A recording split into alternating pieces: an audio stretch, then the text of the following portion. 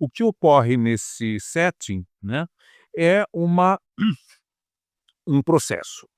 E o Freud chamou a isso que ocorre lá, a situação analítica. É uma distinção que eu reputo de absoluta necessidade, distinguir entre o setting analítico e a situação analítica.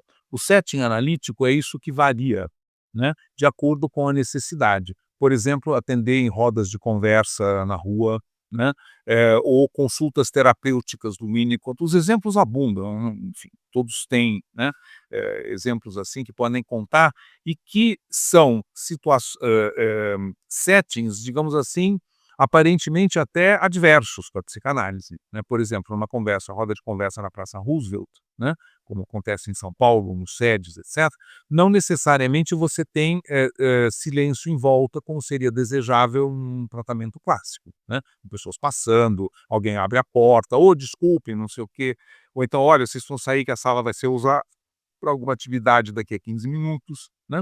E isso não impede que em situações que não são as do tratamento clássico, né, da Curtit, como dizia o Lacan, né, poltrona, divã, horários fixos, etc., né, que, permitem a regularidade, como eu estou dizendo, né, e consequentemente, a repetição, né. É um processo que todo mundo que já atendeu um paciente sabe perfeitamente como é, né, em que a mesma problemática vem de várias sob várias roupagens, a partir de vários incidentes, né, mas durante algum tempo a pessoa fala, por exemplo, da sua relação conjugal, sei lá, né.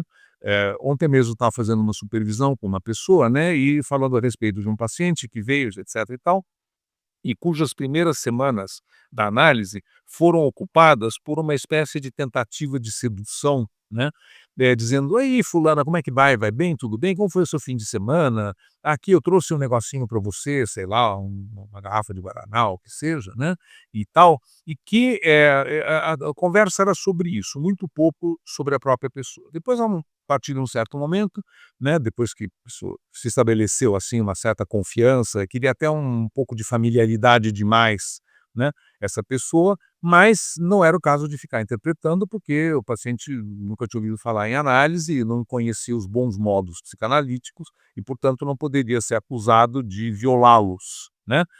Não vai ficar oferecendo balinha e perguntando como foi o fim de semana do analista, né, e esperando que o analista responda, né. Bom, aí começou a falar da sua família, né, situação envolvendo seu pai e sua mãe, que não vem agora ao caso. Isso durou algumas semanas, foi trabalhado, daí já eh, durou algumas semanas e começou a se falar ali sobre essas situações, enfim, um casal de pessoas idosas já enfrentando uma série de problemas e o filho preocupado com isso e, enfim, contando sobre isso, sei lá, 2, 3 meses, né, sessões. Depois, quando esse negócio mudou um pouco, passou a ser o tema a relação amorosa dessa pessoa, né, dificuldades, brigas, sei lá, enfim, suspeitas, ciúmes e o que vocês podem imaginar, né. Então, por que que eu estou dando esse exemplo, né? Porque não precisa haver uma sequência fixa de temas, as pessoas vão falar do que querem.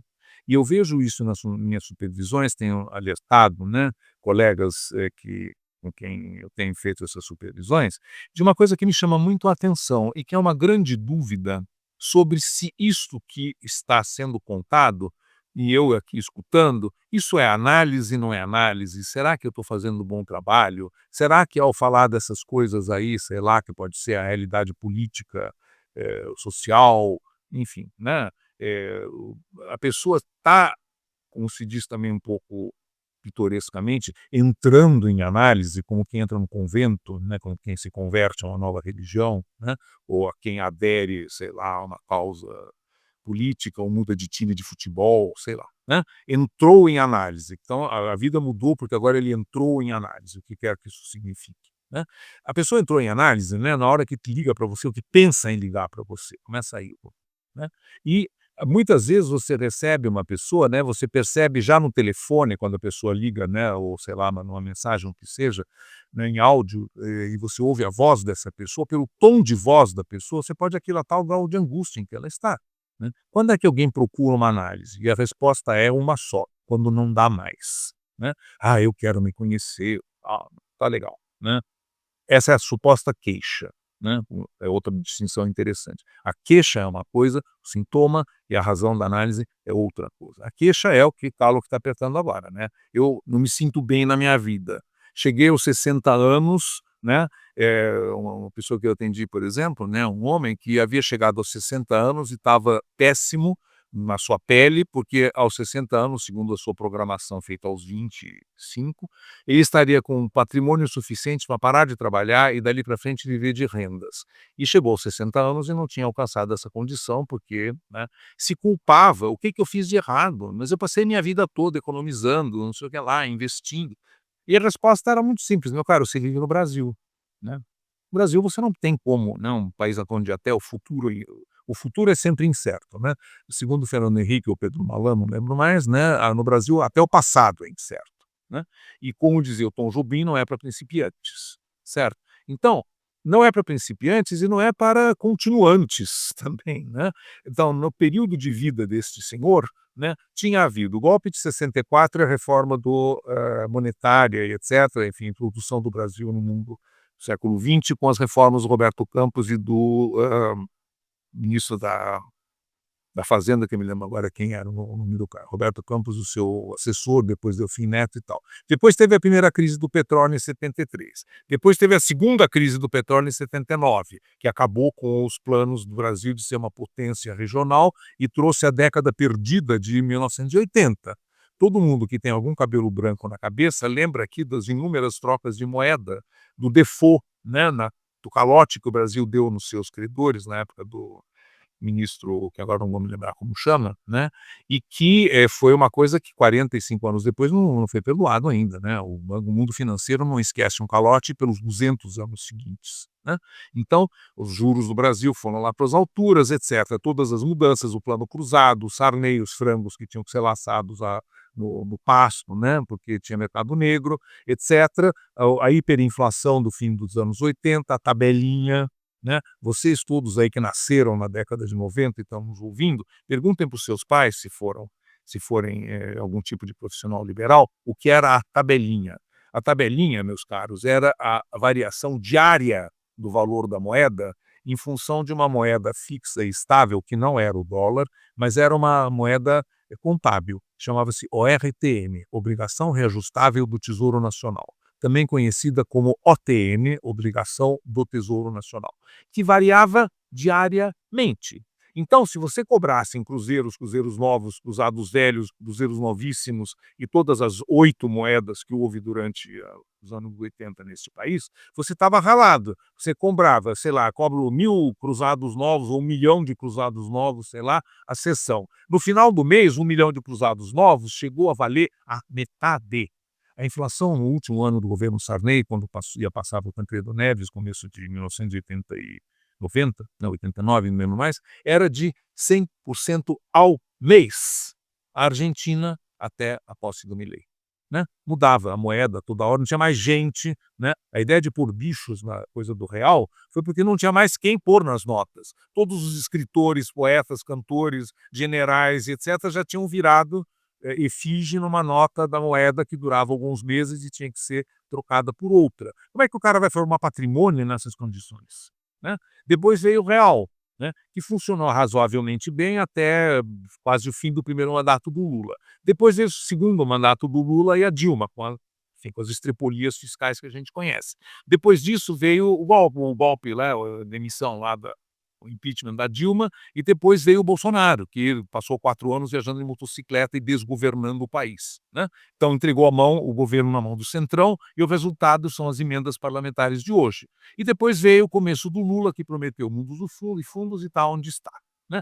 Como é que alguém vai formar patrimônio suficiente para viver de rendas, mesmo num país de juros astronômicos como o Brasil? Esse cara estava delirando, simplesmente, né, o paciente de quem eu falei. Não é um delírio caracterizado, mas ele estava se imaginando onipotentemente capaz de alguma coisa que talvez algum banqueiro tenha conseguido, sei lá, né, alguns, mas certamente não alguém que vivia do seu próprio trabalho prestando serviços da natureza lá da profissão dessa pessoa.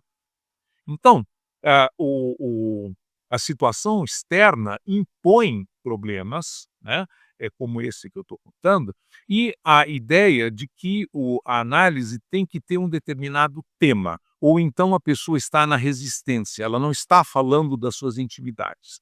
Então, o paciente não está se comportando de acordo com o que eu chamei de boas maneiras, né, da, ah, da, da psicanálise, né? Isso não existe, né? Livre associação quer dizer qualquer coisa, diga o que lhe vier à cabeça.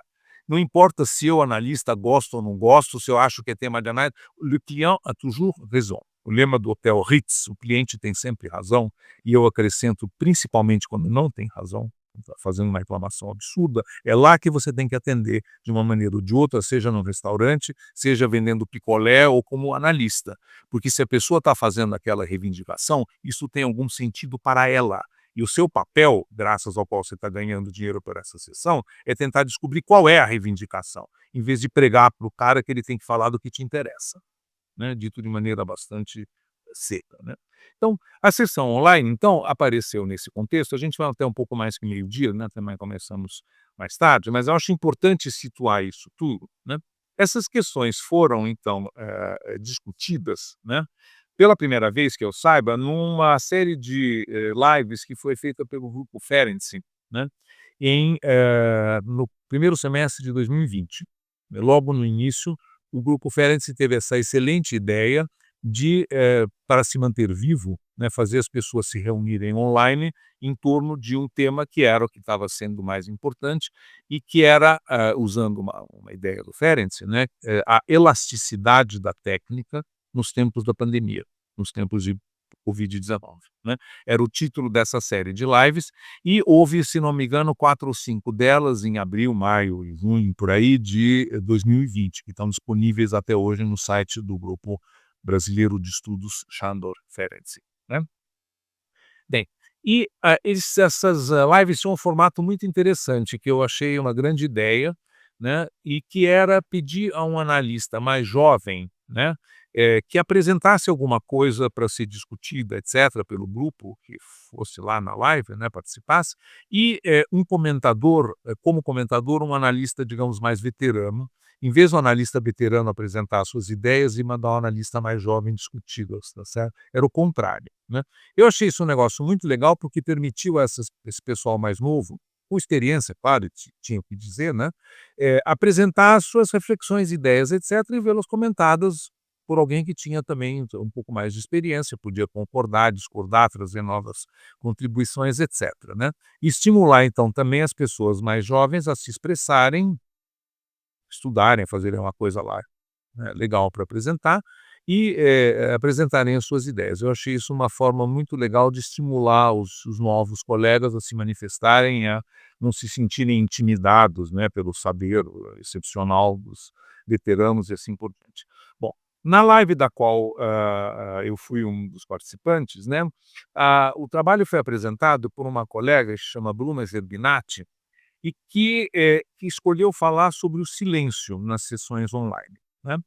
E aí, ela, apresentou, mandou para mim também um trabalho que ela havia escrito, independentemente da comunicação dela, muito interessante, né, em que ela falava sobre a sensação de maior fadiga, maior cansaço que ela, Bruna, experimentava, né, nas sessões online, e que ela atribuía ao fato de que o silêncio, entre outras coisas, né, o silêncio ficava muito mais difícil de suportar na sessão online do que na sessão presencial, inclusive levando à suspeita de que a comunicação eletrônica tinha se rompido, como aconteceu agora, né, quando caiu o áudio do Luiz Henrique, né. Então, de repente, você está falando, falando, falando, ninguém responde do outro lado, não porque a pessoa está ouvindo, mas porque foi rompida a ligação telefônica por alguma razão, né. Quando é em forma de imagem, você vê o figura congelada na tela,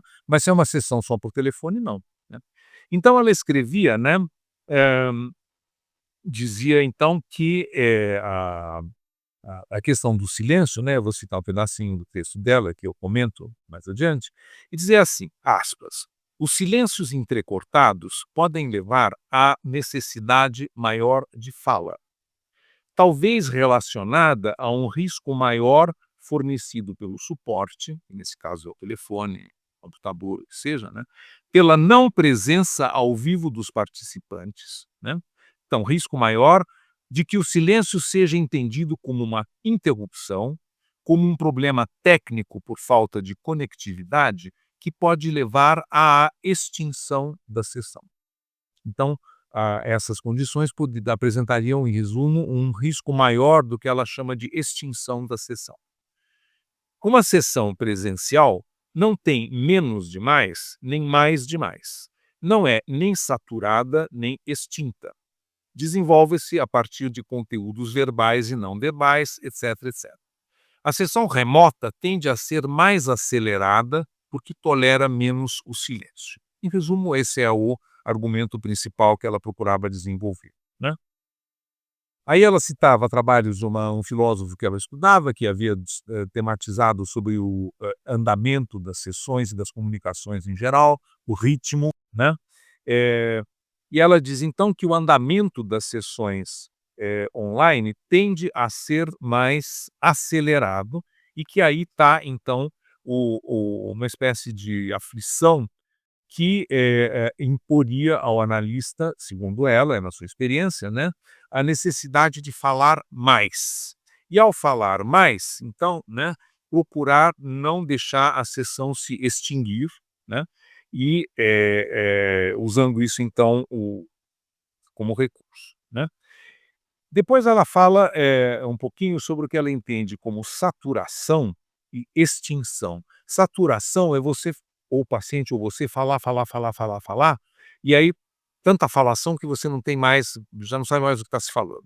Essa é a saturação, né? Por excesso de fala, né? É isso que a leva a dizer que a sessão presencial não tem demais a mais, né? Ou a mais demais. O que é esse a mais? É a necessidade de falar, falar, falar, falar, que às vezes aparece na sessão presencial também, né, como a gente sabe, mas que tende a ser mais frequente, segundo ela, na sessão online, né, que não, eh, que não nos permitiria tolerar o silêncio de forma mais tranquila, né. Essa é a saturação. E a extinção é o contrário, né, aquele longo silêncio, né, que parece muito mais longo na sessão online, o relógio pode durar 2 minutos, 3 minutos, sei lá. Se você, numa sessão de 50 minutos presencial, 45 para 1 hora, o que seja, né, tempo regulamentar, alguém fica em silêncio 2 minutos ou 3, tudo bem, né. Você está pensando em alguma coisa, há um silêncio ali, o paciente pode estar pensando, pode estar numa resistência, pode estar, de repente, assim, meio siderado, né, por alguma ideia que lhe ocorreu. Há vários sentidos do silêncio, eu vou procurar falar disso já já, né. Mas é tolerado e tolerável. E, em último caso, o analista se mexe na cadeira, diz: né? Ou então, no que você está pensando? Ocorreu alguma ideia para você? Sei lá, ou faz um comentário. Não é um grande problema, né, o silêncio, numa sessão, presencial. Já na sessão online, 2 minutos de silêncio parece uma eternidade, né. E agora, o que aconteceu, né? Aí o analista se sentiria, então, motivado a falar, se está implícito, sem grande necessidade, né, pelo que está ocorrendo, não precisaria falar, né, poderia deixar o silêncio durar um pouco mais. Mas, devido ao risco de extinção, há possibilidade de que o paciente do outro lado pense que você está dormindo, que você foi no banheiro, que você deixou o telefone ligado e não está lá, ou se está pensando em outra coisa, você se sente, então, na obrigação de falar, o que não necessariamente ocorreria se não fosse uma sessão online, e com isso acaba produzindo mais fadiga. O analista está mais tenso nessa situação do que na situação presencial. Em resumo, esse era o ponto de vista dela. Os textos que a gente escreveu depois nas lives foram produzidos não, foram publicados num livro muito interessante que saiu do grupo Ferenczi, que se chama Ferenczi Pensador da Catástrofe.